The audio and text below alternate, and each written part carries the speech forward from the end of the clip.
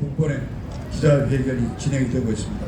갑작스러운 그 한파로, 이상 한파로 날씨가 좀 어려웠습니다만 오늘 날씨가 풀리면서 많은 분들이 덕수궁을 찾고 있습니다. 방역 지침을 지켜가면서 아주 질서 있게 이 행사를 진행함으로써 우리의 위상을 더 높였습니다. 애국 시민 여러분, 역시 오늘도 대장동 비리 사건에 대한 내용을 좀 말씀을 드려야 되겠습니다.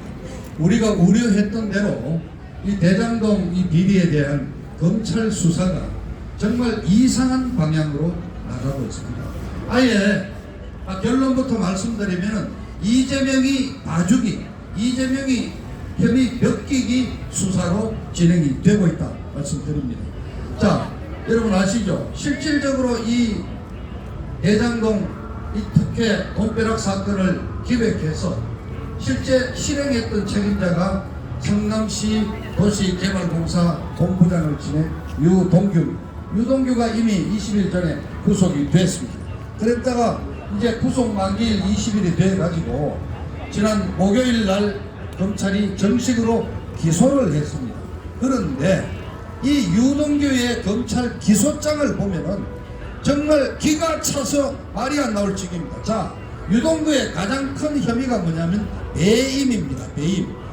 자, 공무원 또는 이 공직자는 그 자기를 선출해준 그 시민들에게 대해서 공무원으로서의 임무를 다 해야 되는 것인데, 말하자면은 대장동에서 지금 경실련이 추산한 거에 따르면은 무려 1조 8천억이라는 부가이익이 나왔다는 겁니다. 자, 그런데 우선 이 토지 개발로 나온 이익만 해도 최소한 8천억에서 1조가량이 되는데, 그 8천억에서 성남시 도시개발공사는 10% 먹고 나머지 90%를 김만배라는 그 7명의 민간업자들한테 나눠줘가지고 1,000억씩 1,500억씩 돈벼락을 맞도록 했는데, 이것은 성남 시민에게 돌려줘야 하는 그 이익을, 개발 이익을 업자들한테 준 거기 때문에 성남 시민들에 대한 공직자로서의 의무를 저버린 것이다. 그래서 배임으로 이게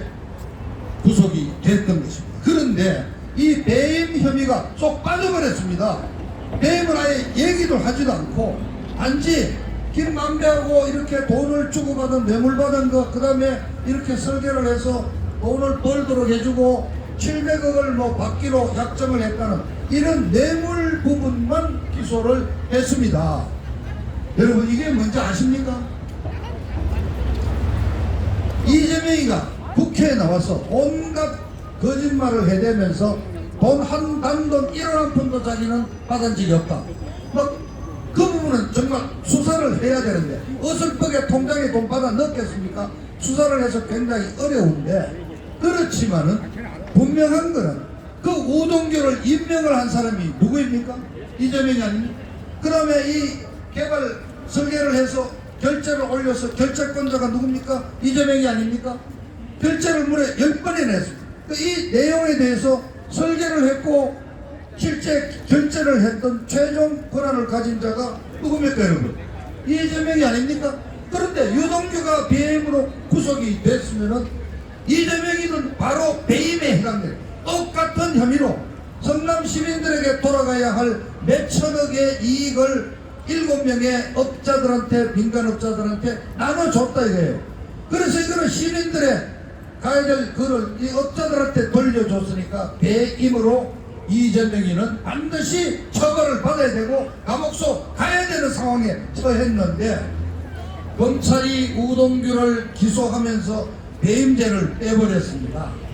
이건 뭐냐? 이재명이한테 배임죄를 이제 덮어 씌우지 않고 이제 적용하지 않고 이재명이 살려주기 아예 시나리오를 가지고 지금 수사를 하고 있다는 거예요. 그러니까 처음부터 검찰은 각본을 짜가지고 수사를 했다 이겁니다. 이것뿐입니까? 자, 김만배 영장 어설프게 청구해서 기각되니까 다시 한다고 그러는데 아직도 청구 안 했습니다. 1,500억을 처먹고 미국으로 도망갔던 놈 남욱이라는 변호사 제발로 기어 들어왔는데 부르다가 조사만 하고 그 다음날 집으로 내보냈어. 이자는 오히려 그 취재 기자들 보고 나오라고 나하고 같이 저 커피를 한잔 하자고. 내가 커피 사겠다고.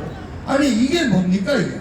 그러니까 지금 오늘 우리 저 조선일보가 오늘 모처럼 일면 토업으로 썼습니다만은 아니 일선 수사검사가 얘기를 한다는 거 아닙니까? 아니 이재명이가 설계를 하고 그 다음에 성남시 도시개발공사 팀장과 직원이 이 이익이 많이 났을 때 초과 이익이 발생했을 때 그걸 어떻게 처리하느냐. 민간업자들한테 돌아가는 많아지면 안 되니까 이걸 환수하는 규정을 넣자 해서 초과 이익 환수 규정을 넣어서 결정을 올렸더니 이재명이가 2번이나 기각을 했다는 거 아닙니까? 그럼 이런 과정을 어떻게 그런 과정이 이루어지고 결재가 이루어졌는지를 수사하고 그 다음에 여러 차례 지금 3번 연속 3주 계속 말씀드립니다. 자금 추적을 해서 몇천억 몇백억이라는 되는 돈이 어떻게 굴러갔는지를 수사를 해야 하는데 이런 수사는 일체 하지도 않고 그저 김만배하고 유동규 사이에 돈이 얼마나 왔다 갔느냐 이것만 조사하고 있다는 거 아닙니까? 그래서 일선 수사검사들이 지금 저는 일선 수사검사들이 양심을 걸고 검찰의 명예를 걸고 그냥 윗선에다가 대들고 제대로 한번 수사를 해야 된다고 저는 다시 한번 일선 수사검사들에게 격려를 보냅니다. 뿐만 아니라 도저히 이거는 이런 시나리오를 짜가지고 간다면은 이거는 검찰 스스로가 이재명에 대한 수사를 포기한 거로밖에 볼 수가 없는 것입니다. 어제 마침 우리 국힘당의 김기현 원내대표를 비롯한 국회의원들이 대검찰청을 찾아가서 검찰청 앞에서 3시간이나 농성을 하고 이렇게 해서 겨우 15분을 만났다고 합니다만은 김호수 검찰총장 절대 제대로 수사 안 한다고 봅니다. 다시 한번 우리 국힘당에게 요구합니다. 특검을 요청하십시오. 특검 수사를 해야 됩니다. 자, 대장동 사건 어떻게 넘어갈 수 있다고 칩시다. 그러나 백현동도 터졌습니다. 백현동에도 그게 옛날 그저 한국식품연구원이 나주로 이렇게 이전하면서 그 땅을 샀는데 그 태봉산이란 산자락을 그냥 얼마나 깎아가지고 아파트를 짓도록 해줬느냐. 이게 본래 보존 녹지입니다.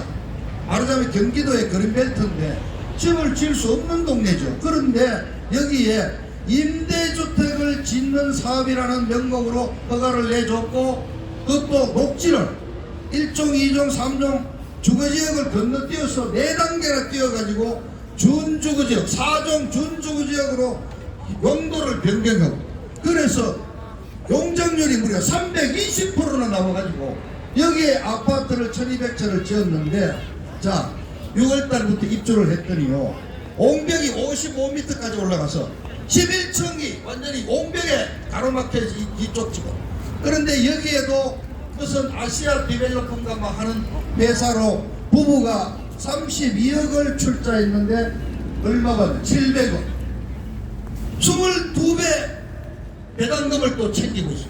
화천대유보다는 못하지만은 이거는 뭐 보통 몇백억이 다 올라가.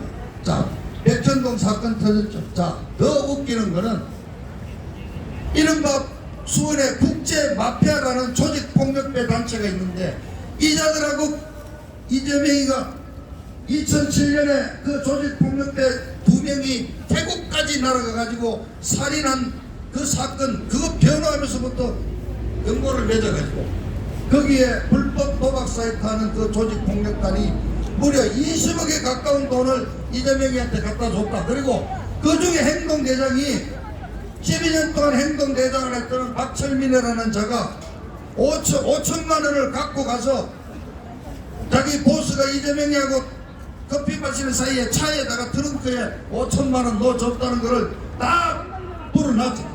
완전히 이재명이와 수원의 성남의 국제 마피아파 조직과의 연계관계가 다 드러나. 도대체 이게 아니 전과 사범의 불륜에 지금 대장동 비리가 좀 수사 중인데 백현동 비리 있다. 뭐 조직폭력배 면허로 연결돼 있고 이런 자를 대통령 후보라고 내놓는 더불어민주당은 도대체 어떤 놈들이냐 이게. 대한민국 우리 국민들을 완전히 바보로 알고 있는 거야. 우리 국민들은 그냥 정말 뭐 이렇게 우리 국민들에게 야 너희들 입 닥치고 우리가 내놨으면 찍어줘.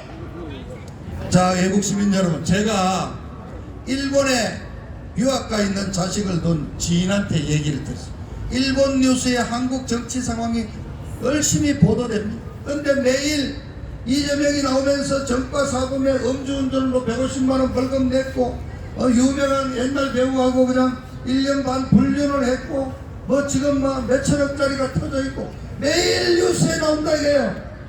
그 유학생이 부모한테 전화해가지고 아니 문재인이 때도 창피해 죽었는데 이건 뭐 문재인이가 비교가 안 될 정도로 매일 이 대통령 후보 이러는데 도대체 창피해서 못 살겠다. 도대체 대한민국이 언제 이렇게 저질 국가가 돼버렸습니까? 자, 여러분, 자 간단히 마무리해. 자, 검찰이 어느 날 이제 앞으로 한 2주쯤 뒤에 조사해 봤더니 유동규라는 놈이 이 장난을 다 쳤고 이렇게 해가지고 폭리를 취해줘가지고 김만배한테 나중에 몇백억 받기로 하고 이렇게 장난을 했고 이재명 시장은 그렇게 그냥 어마어마한 폭리가 가는 줄을 제대로 몰랐다. 그냥 관리 책임만 있을 뿐이다 해가지고 배임 없어지고 그냥 대충 유동규와 김만배 등등 해가지고 뇌물 사건 적당히 하고 넘어간다. 자, 그런 수사 발표를 했을 때 우리 애국 시민 여러분 그냥 오케이 그럴 수 있다고 넘어가겠습니까?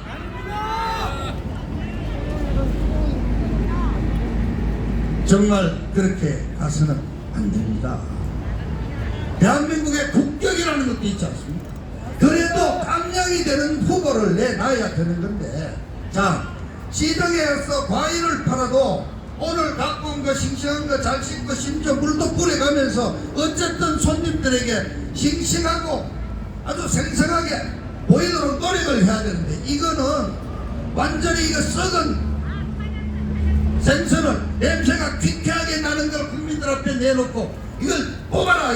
그것도 무슨 부의원 뽑는 것도 아니고 대통령, 대한민국을 앞으로 5년간 지금 대통령을 지금 뽑는데 이런 썩은 문드러진 냄새나는 물건을 내놓고 우리 국민들 보고 찍으라고 그러는 거는 여러분 분노하셔야 됩니다. 자, 만일에 여러분 가상입니다만은 이재명이가 대통령 돼가지고 수원 마피아 국정파 두목이 조직 깡패들이 청와대를 들락거리고 그리고 그냥 떠들면은 검찰이 있는 게 아니라 정신병을 다 집어넣어버리고 이런 세상이 오는 거를 여러분 예상이 안 되십니까? 자, 우리가 할 일은 딴 거 없습니다. 저 팍팍 온 동네다 다 알려가지고 여론조사에서 도저히 저 이재명이 내갖고는 내년 선거 이길 수가 없다. 그렇게 저놈들이 정신을 차리도록, 정신을 번쩍 차리도록 만들어야 됩니다. 가만히 있지 말고 진지들한테 알리고, 오히려 젊은 우리가 걱정하는 20대 30대들은 깨달았습니다. 저 여론조사에 보면 비호감도 1위가 이재명, 20대 30대들이 저 완전히 우리 입맛에 맞지 않아 끝났어요. 그러니까 지금 이재명이가 이른바 대통령 후보가 됐는데도 이른바 컨벤션 효과로 지지율이 올라가는 게 아니라 좀 떨어지고 있죠. 심지어 자, 여당의 대통령 후보가 됐는데 문재인이가 아직도 안 만나주고 있잖아. 벌써 오늘이 23일째, 다음 주가 중대 20일이 지나도 문재인이가 지금 아직 이재명이를 안 만나주고 있다는 것은 이재명에 대한 판단이 문재인도 지금 안 쓰는 거예요. 과연 저거를 내놔가지고 내년 선거를 치를 수가 있겠나?